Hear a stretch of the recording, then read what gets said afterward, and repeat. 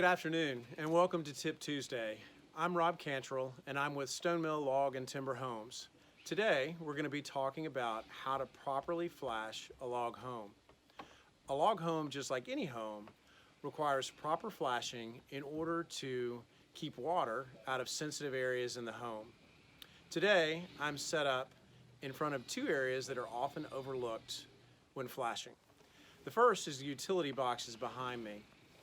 Utility boxes need to be properly flashed to keep water from running down behind these boxes and becoming trapped and causing rot. The second area is the window trim.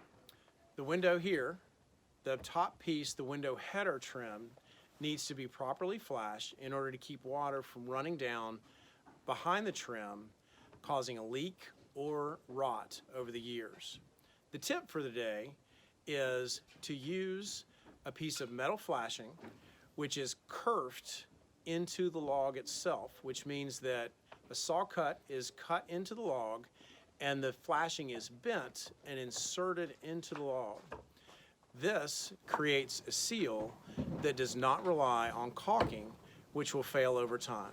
I hope this tip is helpful and we look forward to seeing you at our next Tip Tuesday.